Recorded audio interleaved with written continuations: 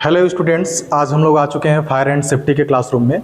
और यहाँ पे सर अपने हैं, किस चीज़ की ट्रेनिंग दे रहे हैं, किस चीज़ का क्लास चल रहा है, इस सब चीज़ों के बारे में आपको मैं बताऊंगा। बने रहिएगा वीडियो के लास्ट तक। आइए सर से पूछते हैं। सर कैसे हैं सर? ठीक है सर आज किस चीज़ का ट्रेनिंग चल रहा है अपना? ट्रेनिंग एक्चुअली अभी हम लोग का टॉपिक चल रहा था इलेक्ट्रिकल का, तो इलेक्ट्रिकल फायर में भी क्या कौन सा एक्सटिंग्विशर्स यूज करना है। और ख़ास करके अभी गर्मी का मौसम चल रहा है तो फायर का ज़्यादा चांसेस है और फायर भी हो रहे हैं, तो उसके बारे में हम यहाँ पे बताया जा रहा है कि कितने टाइप्स के फायर होते हैं और कौन से फायर पे जो भी क्लासिफिकेशन ऑफ फायर होता है, आग कैसे लगती है और आग को कैसे बुझाना है, कौन सा फायर एक्सटिंग्विशर्स यूज करना है वहाँ पे, उसी के बारे में स्पेशली ट्रेनिंग दी जा रही है यहाँ पे। तो एक एक स्टूडेंट को हमको बताना है यहाँ पे कि कैसे फायर एक्सटिंग्विशर्स यूज करना है और फायर कैसे लगती है। तो सर इन सब चीज़ों की ट्रेनिंग स्टूडेंटों को दिया जा चुका है सर? एक्चुअली हर बैच में हम लोग ट्रेनिंग्स प्रोग्राम ऑर्गेनाइज करते हैं, जो भी बैच के स्टूडेंट्स होते हैं। तो अभी फ़िलहाल इस नया बैच है, ये नए बैच के लिए तो अभी यहाँ पे अब तो क्लासरूम ट्रेनिंग दे रहे हैं। बाद में हम लोग यहाँ से बाहर ले जाके जैसे ग्राउंड में कहीं पे वहाँ पे फायर का एक डेमो होता है, फायर को लगा के और एक्सटिंग्विशर्स कैसे यूज करना है, ये सब हर एक आदमी को प्रैक्टिकली दिया जाता है कि कैसे उसको यूज करना है और आग लगे तो क्या क्या करना चाहिए। तो अभी तो सिर्फ ये क्लासरूम ट्रेनिंग है कि फायर एक्सटिंग्विशर्स है, कौन सा फायर एक्सटिंग्विशर्स है, इसको कैसे रिफिलिंग करना है, इसमें क्या क्या पार्ट्स होते हैं, कार्टेज क्या होता है, क्या इंस्पेक्शंस करना है, कौन से पार्ट्स को क्या बोला जाता है, उसके बारे में स्पेशली यहाँ पे क्लासरूम ट्रेनिंग दी जा रही है। जी सर, हमारे भी कुछ स्टूडेंट हैं जो एडमिशन लेना चाहते हैं, तो क्या अभी जो ये न्यू बैच चल रहा है इसमें सीट है? जी बिल्कुल, आप जैसा देख सकते हैं यहाँ पे फर्स्ट बैच हम लोगों ने शुरू किया है। इस बैच में अभी भी ओपन है फायर के लिए, चाहे चेसिक के लिए, कोई भी अगर कोर्स आप करना चाहते हैं तो हमारा जो वेबसाइट है वहाँ से आके, और हमारा जो इंस्टीट्यूट है एड्रेस है वहाँ से आके लोग कांटेक्ट कर सकते हैं। और यहाँ पे बहुत सारी चीज़ें ये रखी होती है कि कई जगह ये प्रॉब्लम्स होता है कि क्लासेस रूम जो चल रहे हैं, जो भी क्लासेस चल रहे हैं, थ्योरी चल रही हैं, तो उसके बाद पता नहीं प्रैक्टिकल यहाँ पे होता होगा कि नहीं। तो जैसा कि आप लोग देख रहे हैं आंखों के सामने पड़ा हुआ है कि एक एक चीज़ आपको बताया जाएगा हर एक इक्विपमेंट्स के बारे में। और यहाँ से आप कभी प्लेसमेंट के लिए जाते हैं, जॉब पे जाते हैं, तो वहाँ पे आपको दिक्कत ना हो कि फायर एक्सटिंग्विशर्स क्या होता है, कैसे यूज किया जाता है, उसमें क्या क्या पार्ट्स होते हैं, कंपोनेंट्स क्या हैं उसके, और इसका टेस्टिंग कब किया जाता है, प्रेशर टेस्टिंग, क्योंकि ये प्रेशराइज सिलेंडर है। जैसा आप लोग देख रहे हैं ये प्रेशराइज सिलेंडर है और प्रेशर के थ्रू ही इसमें से गैस बाहर आती है। तो जाहिर सी बात है अगर इस सिलेंडर्स में प्रेशर है तो इसका प्रेशर टेस्टिंग हुआ होगा। तो मैन्युफैक्चरिंग के टाइम क्या होता है, इसका प्रेशर टेस्टिंग होता है। और टेस्टिंग के टाइम इसमें दो टाइप का टेस्टिंग्स होता है, जैसे कि एक होता है हवा से, एयर से करते हैं, एक पानी से किया जाता है। तो जो पानी से होता है उसको हम लोग हाइड्रो टेस्ट बोलते हैं, और जो हवा या किसी गैस का यूज करके प्रेशर टेस्टिंग हो रहा है तो न्यूमेटिक टेस्ट बोलते हैं उसमें। जो कि हमको इसमें प्रेशर, कोई भी घर का एलपीजी सिलेंडर्स ले लीजिए या कोई भी सिलेंडर्स है, इंक्लोज है, स्टोरेज है, प्रेशराइज है, तो जो भी रहेगा तो उसका टेस्टिंग होगा, उसके बाद ही किया जाता है। तो यहाँ पे आप लोग जो देख रहे हैं फायर एक्सटिंग्विशर्स, तो इसकी भी टेस्टिंग होती है। तो टेस्टिंग में भी होगा कि कितने साल पे इसकी टेस्टिंग करनी है, क्योंकि ये प्रेशराइज है, हो सकता है कितने, और लाइफ ऑफ द एक्सटिंग्विशर्स, इस एक्सटिंग्विशर्स की कितनी लाइफ होती है, कितने साल के बाद इसको यूज नहीं करना है, कितने साल पे इसका एक्सटिंग्विशर्स का इंस्पेक्शन, कितने दिन पे इंस्पेक्शंस करना है, क्वार्टरली है, वीकली इंस्पेक्शंस है, तो क्या क्या चेक किया जाता है। तो उससे पहले कि जैसे कि अभी फर्स्ट हम लोग यहाँ से शुरू करेंगे, तो जैसे आप लोग देख रहे हैं यहाँ पे एक, इसको हम लोग फायर बॉल बोलते हैं, फायर बॉल बोला जाता है इसको। ये एक्चुअली कहीं बंद कमरा है या कहीं भी अगर उधर आग लगता है तो उसको बुझाने के लिए आप उधर जा नहीं सकते क्योंकि फ्लेम है, उसके बाद से हीट की वजह से। तो इसको ऐसे यूज किया जाता है, इस बॉल को आप उसके अंदर फेंक सकते हैं, इस बॉल के उस रूम के अंदर आप फेंक दीजिए। और इसमें क्या है कि एक टेम्परेचर है, जैसे पीछे आप देख सकते हैं यहाँ पर 70 डिग्री सेल्सियस ये जो टेम्परेचर्स होता है, वहाँ पे जब 70 डिग्री सेल्सियस टेम्परेचर्स होगा, जब फ्लेम होगा तो हीट होगा, तो भाई उसका टेम्परेचर भी बढ़ेगा। तो जब 70 डिग्री सेल्सियस वहाँ पे टेम्परेचर होगा तो 3 to 5 सेकंड लगते हैं इसको एक्सप्लोड करने में। और इसमें जो पाउडर्स होती है वो वहाँ पे बाहर निकलेगी और क्या है वहाँ से आकर सबसे पहले तो आग बुझाने की बात ये कर रहे हैं हम लोग यहाँ पे, लेकिन उससे पहले आग होती क्या है ये जानना बहुत ज़रूरी होता है। जैसे कि फायर क्या है, फायर क्या है कि एक केमिकल रिएक्शन है जो तीन चीज़ों के मिश्रण से होती है, heat fuel oxygen. Chemical reaction होता है उसको हम लोग आग कहते हैं। पर्याप्त मात्रा में तीनों चीज़ मिलेगी केमिकल रिएक्शन से, उसको हम फायर बोलेंगे। ठीक है, आप ये समझ लिए कि तीन चीज़ों के मिलने से फायर होती है, हीट फ्यूल ऑक्सीजन। तो तीनों चीज़ अब हमको क्या करना है कि आग हमारे लिए ज़रूरी भी है और नुकसानदायक भी है। मान लीजिए कि आग जब तक ज़रूरी है हमारे लिए, जब तक यूज किया हमारे काम में आ रही है तो ठीक है, लेकिन जब आग उससे ज़्यादा विकराल रूप पकड़ती है तो नुकसान भी पहुंचाती है। तो अभी फायर फाइटिंग के लिए होता है कि अभी ज़्यादातर आप लोग देखे होंगे, अभी गेहूं का मौसम तो कहीं भी फायर लग जा रहा है, वहाँ पे कहीं भी कुछ भी थोड़ी सी भी चिंगारी मिली आग लग जा रहा है। तो उसको बुझाने के लिए मेथड, अभी हम लोग की मेंटेलिटी क्या बनी है गांव में, कहीं भी अगर देखे होंगे आप लोग, बचपन से ही हम लोग भी देखते आ रहे हैं कि कहीं भी आग लगा, आग मतलब कि पानी, कहीं भी आग लगा, घर से के बीच कोई भी चिल्लाया आग लग गया, आग लग गया, घर से आदमी बाल्टी लिया और पानी लेके दौड़ना शुरू। बट ये वहाँ पे नहीं देखा जाता है कि ये क्लासिफिकेशन सब है, कौन सा आग लगा है। वहाँ ट्रांसफार्मर में आग लगा है, इलेक्ट्रिकल लगा है, या लिक्विड फायर लगा है, बस पानी। हमारे दिमाग में यही है कि पानी लेके जाना है। तो कई चीज़ें देखिए, पानी से कुछ आगे बुझ जाती हैं, लेकिन कुछ आगे को बढ़ने का खतरा या पानी की वजह से हमको नुकसान पहुंच सकता है। तो ये जानना बहुत ज़रूरी है कि जैसे कि कोर्स के बारे में बात कर रहे हैं कि फायर सेफ्टी का कोर्स करना, तो फायर सेफ्टी का कोर्स हम लोग कर रहे हैं तो स्पेशली फायर के बारे में हमको उतनी जानकारी रखना है जो दूसरों के पास ना हो, तभी आप इस चीज़ में स्पेशलिस्ट कहे जाएंगे। वो तो सबको पता है, आग लगा पानी ले जाकर फेंक दीजिए बुझ जाएगा, लेकिन आग क्यों लगेगी इसके पीछे जानना है कि आग क्यों लग रही है, रीजंस क्या है और किस तरह से उसको बुझाया जा सकता है।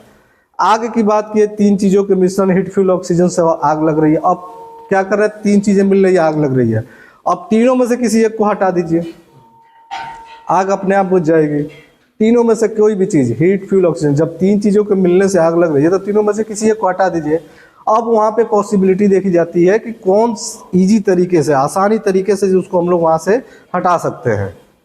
तो वहाँ पे जैसे कि अभी मैं गाँव की बात कर, आग लगा, पानी लेके आदमी गया, ठीक है, तो पानी लेके फेंकने के बाद आग बुझ जाती है।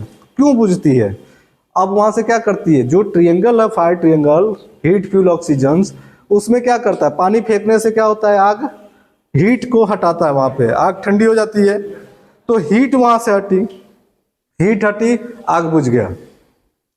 हम लोग चलो ठीक है, पानी फेंके आग बुझ गया। अब ये चीज़ें हो जाती है कि चलो हीट को हटा दिया। इसमें भी इसको मेथड होता है कि कौन कौन से मेथड से फायर फाइटिंग की जाती है।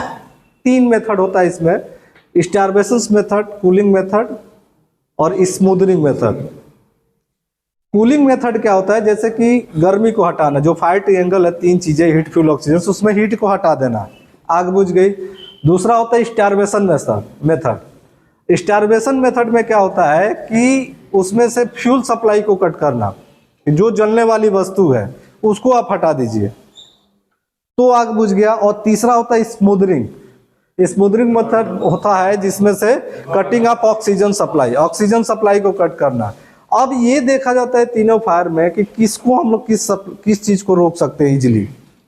अभी मान लीजिए मैं एग्जांपल दूं कि यहाँ पे बहुत सारे बैग्स है, बेंचेस पड़ी हुई हैं, आग लग गया, हम बोले कि यहाँ पे आप स्मूदनिंग मेथड यूज कीजिए, ऑक्सीजन को रोक दीजिए, आप रोक लेंगे ऑक्सीजन को? ये पॉसिबिलिटी नहीं है वहाँ पे ऑक्सीजन को रोकना, क्योंकि पूरा ओपन एरिया है, ऑक्सीजन को आप पकड़ नहीं सकते। और तीन चीजों का कॉम्बिनेशन है हीट फ्यूल ऑक्सीजन। ऑक्सीजन को हम बोल रहे हैं कि ऑक्सीजन हटा दीजिए आग बुझ जाएगा, ठीक है, ऑक्सीजन हटा देंगे तो आग बुझेगी, लेकिन ऑक्सीजन को हटाना पॉसिबल है वहाँ पे? नहीं है। तो वहाँ पे पॉसिबिलिटी नहीं है, तो देखी जाती है कि किसमें पॉसिबिलिटी है कि ऑक्सीजन सप्लाई का। जैसे खास करके कोई इलेक्ट्रिकल फायर लगा, अब हम बोले कि जाके बाल्टी से पानी फेंक के बुझा दो, बुझेगा? क्योंकि हीट है ना, हीट को हटाना बुझे, बट यू में भी इलेक्ट्रोक्यूटेड, आपको इलेक्ट्रिकल शॉक लग सकता है। इलेक्ट्रिकल शॉक, भाई आग को बचाना है, खुद को भी बचाना है ना।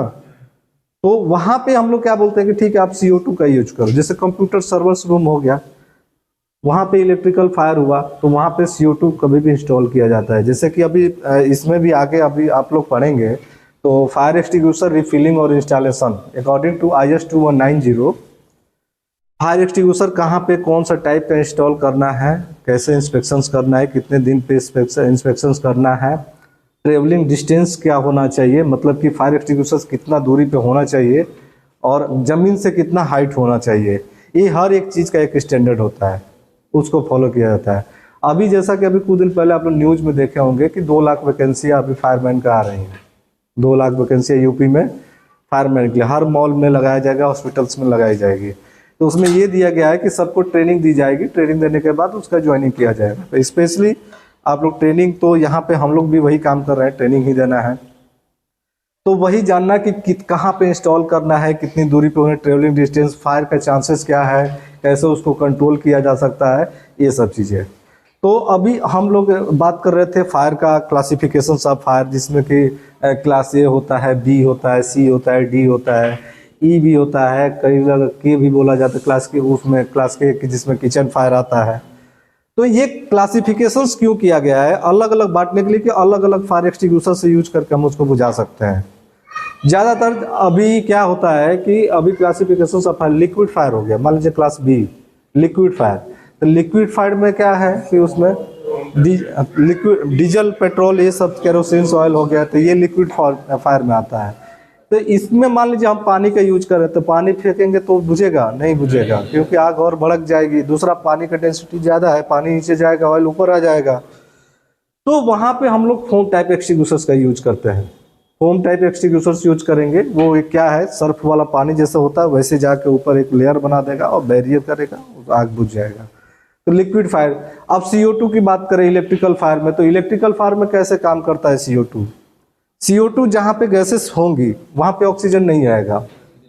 कोई भी अनदर गैसेस होती है तो वहाँ से क्या करता है, ऑक्सीजन रिएक्ट करता है, उसे ऑक्सीजन को रिमूव कर देता है। आप वहाँ पे गैस CO2 यूज किए तो CO2 यूज करने से क्या है कि वहाँ से ऑक्सीजन को रिमूव कर दिया। तो जो फायर ट्रायंगल हम लोग का है, हीट फ्यूल ऑक्सीजन, ऑक्सीजन को हटा दिया, आग बुझ गई, ईजिली आग बुझ गई। तो उसमें यूज करने का है। सॉलिड फायर है, सॉलिड फायर जैसे कि पेपर, वुड, प्लास्टिक, जैसे यहाँ पे आप लोग देख रहे हैं ये वाटर टाइप एक्सटिंग्विशर्स है, इसमें वाटर टाइप एक्सटिंग्विशर्स बोला जाता है इसको। तो इसमें सॉलिड फायर के लिए इसको यूज किया जाता है। दूसरा, इसके बारे में हम बता दें कि यहाँ का जो भी कंपोनेंट्स कैसे इसको फिलअप किया जाता है। बेसिकली आप लोग बुक्स पर पढ़े होंगे और इसे आप प्रैक्टिकली कहीं देखते हैं। मैं यहाँ पे आपको डेमो एक दिखा देता हूँ। इसको हम लोग ओपन करते हैं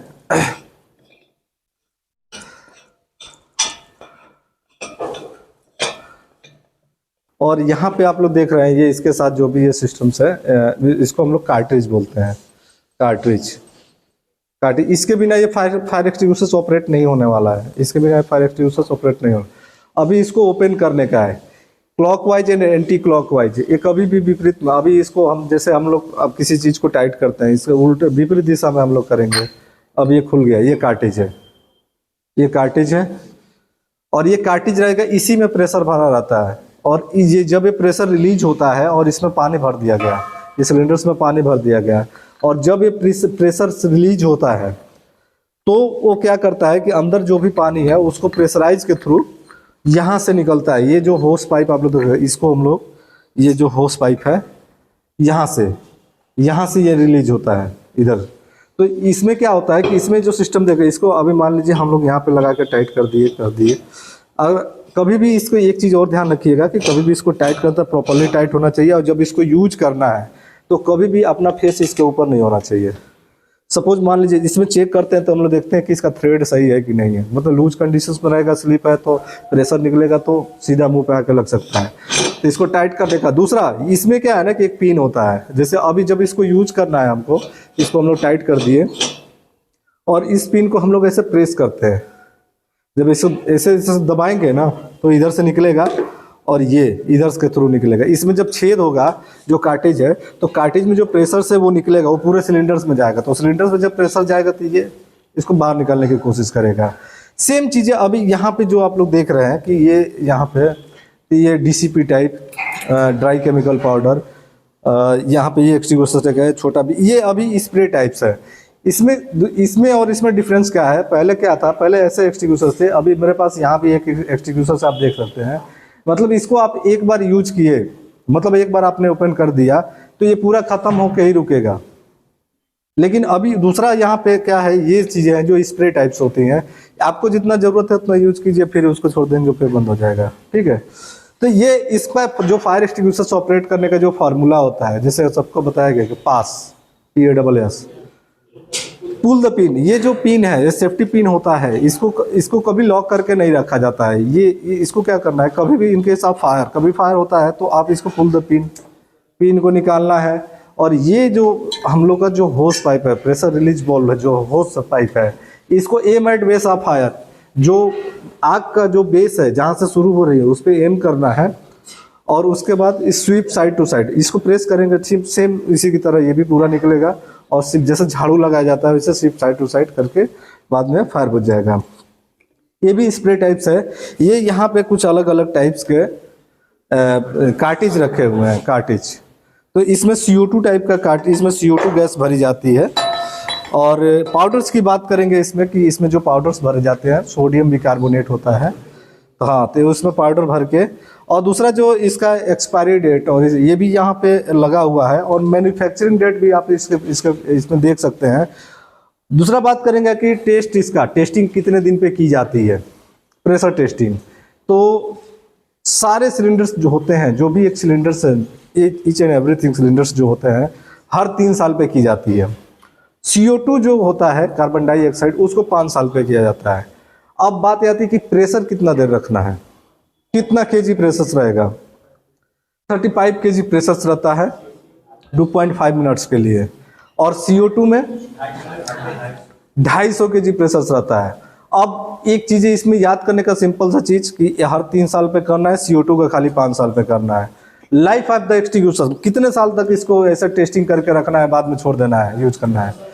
तो जो भी सिलेंडर्स है, हर एक सिलेंडर्स का 10 साल होता है, और CO2 का 15 साल। 15 साल के बाद उसको स्क्रैप कर देना, फिर दूसरा बनेगा, उसमें यूज करें।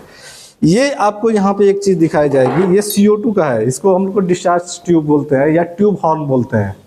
ये CO2 का रहता है, CO2 में अटैच रहेगा ये, और इसको CO2 में यूज किया जाता है, जो इलेक्ट्रिकल फायर के लिए इसका यूज किया जाता है। फायर बॉल के बारे में हो गया, कार्टेज के बारे में हो गया, और कुछ आपको कुछ इसमें कुछ डाउट्स लगता है तो आप पूछ सकते हैं। रिफिलिंग और इंस्टॉलेशन बाकी मैं जो डेमो इसका होगा प्रैक्टिकली, जब फायर को जहाँ पे फायर लगा के किया जाएगा तो वहाँ पे सर आप हमें ये बता दें कि यहाँ पे कौन कौन सी कोर्सेज कराई जाती हैं, और अगर कोई स्टूडेंट हाई स्कूल इंटर या BA BSc जो भी किया हुआ है वो क्या क्या कोर्स कर सकता है और उसको लाभ क्या क्या मिल सकता है सर? तो देखिए, कोर्सेज यहाँ पे सारी चीज़ें अवेलेबल है। जैसे कि अभी किसी को फायर से करना है, 10th है, 12th किए है, BSc किए हैं, पॉलिटेक्निक किए हैं या BTech किए हैं, चाहे ये भी पॉलिटेक्निक करना है, BSc करना है, BTech करना है, ये सारे कोर्सेज हमारे यहाँ अवेलेबल है। यहाँ 6 मंथ से लेके 1 ईयर, 2 ईयर, 3 ईयर, 4 ईयर तक का भी आपका सेफ्टी का डिप्लोमा हो जाएगा उसमें से। तो आप चाहे फायर से करना चाहते हैं, चाहे हेल्थ एंड सेफ्टी इन्वायरमेंट से करना चाहते हैं, या इंडस्ट्रियल सेफ्टी से करना चाहते हैं, इंडस्ट्रियल एंड फायर सेफ्टी से करना चाहते हैं, तो ये सारे कोर्स हमारे यहाँ अवेलेबल है। ठीक है सर, आपका बहुत बहुत धन्यवाद। जो भी स्टूडेंट हैं, आप डिस्क्रिप्शन में नंबर दिया हुआ है इंस्टीट्यूट का, आप आकर के यहाँ पे संपर्क कर सकते हैं। Uma technical safety institute Deoria में है।